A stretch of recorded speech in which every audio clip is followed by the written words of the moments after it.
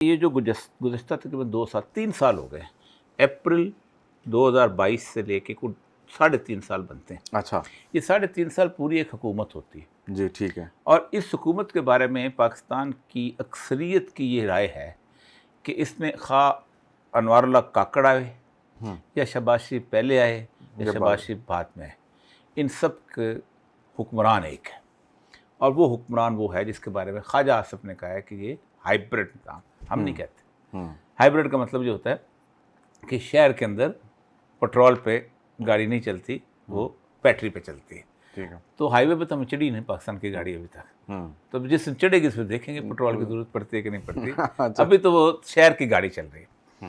اس سارے عرصے کے اندر یہ جو 3 سال 3.5 سال کے بارے میں جو رجیم چینج ہوئی تھی، اس کے بارے میں یہ تصور بنا لیا گیا تھا کہ عمران خان کی جو 3 سال کی حکومت ہے اس نے پاکستان کو تباہی کے کنارے پہنچا دیے۔ ٹھیک ہے۔ پاکستان کے عالمی تمام تعلقات تباہ و برباد ہو چکے ہیں، معیشت ہمارے یہاں ختم ہو چکی ہوئی ہے، اور ہم بہت جلدی اس کو ٹھیک کر لیں گے۔ اسی لیے پہلے دن کی جو بریفنگ ہوئی تھی اس میں ان کا تھا کہ دیکھیں اسٹاک ایکسچینج کتنا اچھا ہو گیا اور ڈالر کا ریٹ بھی بہت زبردست ہو گیا۔ ٹھیک ہے۔ اس کے بعد ایک پروسیس شروع ہوا، سب کچھ ہر چیز، لیکن فرسٹ ٹائم ایسا ہوا ہے کہ پاکستان کے اندر جتنی بھی اس سے پہلے رجیم چینج آئی ہیں، ایوب خان سے لے کے اب تک، یہ جو 2 سال گزشتہ گزرے ہیں، کم از کم 9 مئی آن ورڈ، اچھا، پاکستان کے اندر اتنی ریپریشن، اتنی گھٹن یہ کبھی نہیں تھی جتنی گھٹن اس طرح کیا۔ دیکھیں، لوگ اکثر کہتے ہیں کہ پی ٹی آئی جو ہے اس کی لیڈرشپ کیوں خاموش ہے اور کہاں ہے اور کیسے ہے، وہ کیوں نہیں آگے بڑھتی۔ میرا خیال ہے کہ جتنے بھی آج تک موومنٹس چلی ہیں، کسی پارٹی پر بحیثیت مجموعی اتنا ظلم نہیں ہوا جتنا ٹھیک ہے، کسی کے گھر رین سیک نہیں کیے گئے، درست، کسی کی بچیوں کو بیٹیوں کو اٹھا کے جیل میں رکھا گیا، ہاتھ نہیں لگاتے تھے عورتوں کے جلوس کے اوپر، ٹھیک ہے، جبکہ جتنے تقریباً مرد گرفتار ہوئے اتنی ہی عورتیں تقریباً گرفتار ہوئے، 70 سال کی 75 سال کی یاسمین راشد جیسی عورتیں وہاں پر گرفتار ہوئی۔ کسی شخص کی، سیاسی لیڈر کی بیوی کو، جبکہ وہ ہاؤس وائف ہو، مکمل طور پہ جیل میں نہیں رکھا گیا۔ جی بالکل ایسے ہے۔ کسی شخص کو 2 سال کے لیے جیل میں اس طرح رکھا جائے کہ اس کا شکل دیکھنے بھی جو ہے وہ اس کے روادار لوگ، مطلب ایک دفعہ اس کی تصویر آ گئی تھی تو قاضی فائز نے پوری، جیسے سپریم کورٹ میں اس نے کہا تھا کس نے بھیجی، ذوالفقار علی بھٹو جیل میں تھا، ہائی کورٹ میں باقاعدہ آتا تھا، سوٹ پہنے ہوئے، خوشبو لگائے ہوئے واپس جاتا تھا۔ یہ صورتحال تھی۔ نواز شریف جیل میں تھا، ٹھیک ہے، پیشی کہاں ہوتی تھی؟ کراچی میں ہوتی تھی، اٹک سے جاتا تھا، جہاز میں بیٹھ کے جاتا تھا، جہاز سے جا کے اس کو پیش کیا جاتا تھا، تصویریں آتی تھیں اس کی باقاعدہ، اس سے نکل رہا ہے کیا نام ہے وہ جو اے پی سی ہوتی تھی اس کے اندر، وہ جو آرمر پرسال کیریئر، وہ دونوں اس وقت بال نہیں لگائے ہوئے تھے، مجھے یاد ہے تصویروں کا۔ کسی بھی سیاسی پارٹی کے ساتھ یہ صورتحال کبھی نہیں ہوئی جو اس طرح کی صورتحال ہوئی۔ پھر ریسنٹ ریپریشن یہ ہے کہ سزائیں، اس میں اے پی سی میں ذکر کیا بالکل ایسے کہ آپ نے پورا جوڈیشل سسٹم تباہ کیا۔ کسی سیاسی پارٹی کے لیے یہ نہیں ہوا کہ انہوں نے پورے کے پورے جوڈیشل سسٹم کو ریوائنڈ کر دیا۔ جج ہوتے تھے، ججوں کو کہا جاتا تم چیف جسٹس لگ گئے، تم ہمارے لیے یہ کرو۔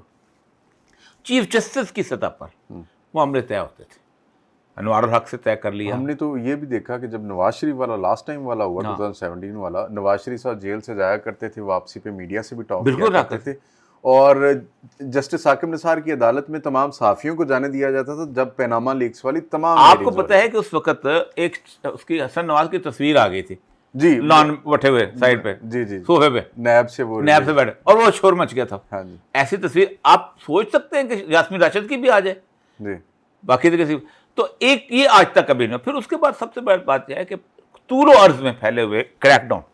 اس لیے اگر کوئی شخص یہ کہتا ہے نا کہ پی ٹی آئی کیوں آگے نہیں آ رہی، پی ٹی آئی کی جو پورے کے پورے اینلس کو انہوں نے ختم کر دیا، لیکن اس کے باوجود بھی یہ تصور بنا لیا گیا تھا کہ آج گئی گورنمنٹ تو عمران خان کو لوگ بھول جائیں گے، اس کو کوئی یاد نہیں رکھے گا، یہ دن وقت کے ساتھ ساتھ اس کو غائب کر دیتے ہیں اور لوگ بھولتے جائیں گے۔ وقت کے ساتھ ساتھ چیزیں جو ہے وہ اس کے حق میں بڑھتی چلی جا رہی ہیں، اس کی پبلک سپورٹ زیادہ ہو رہی ہے، اور آپ اندازہ کریں 2022 کے بعد آپ نے 2024 میں الیکشن کروائے، پورے 2 سال آپ نے انتظار کیا، اور 8 فروری کو آپ کے چہرے کے اوپر تماچے کی طرح الیکشن لگے۔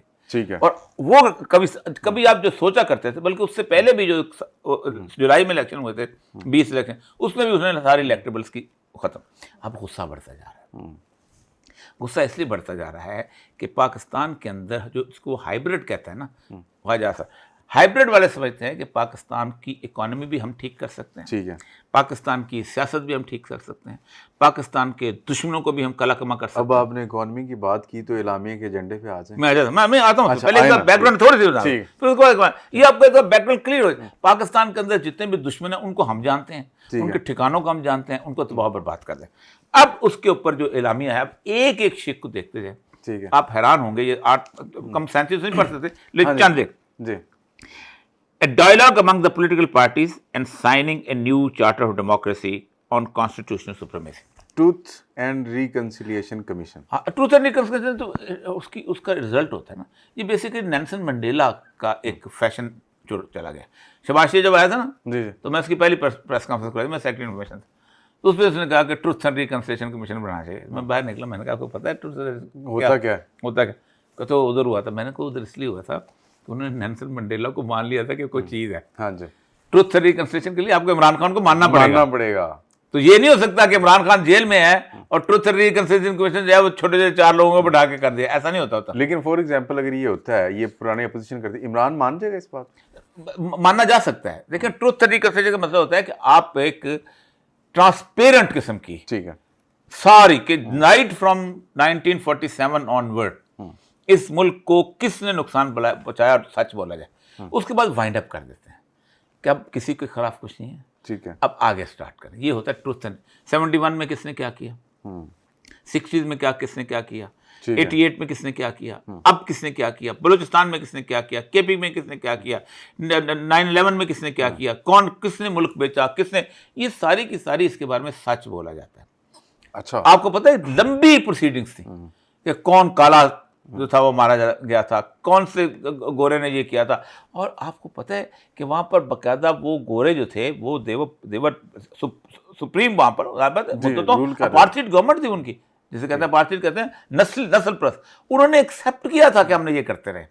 اور پھر انہوں نے نیلسن منڈیلا کو ووٹ دے کے اس کے بعد اس کو. میں گیا ہوں ساؤتھ افریقہ میں، آج بھی ان کا پوتا مسلمان ہوئے، آج بھی وہاں پر اگر حالات خراب ہیں، اگرچہ کہ ہیں، لیکن اس کے باوجود بھی یہ کبھی نہیں ہو سکتا تھا. اور یہ میں نے دیکھا ہے کہ گورے کو میں نے بھیک مانگتے دیکھا ہے ساؤتھ افریقہ میں، پریٹوریا میں. اچھا. ہاں بھیک مانگ. یہ کبھی ریورٹ ہو سکتا نا، یہاں ہو سکتا کبھی. وہ ہر فراز کے مجھ کو سکھا گیا ہے چنوں، خدا مجھے نفس جبرائیل دے تو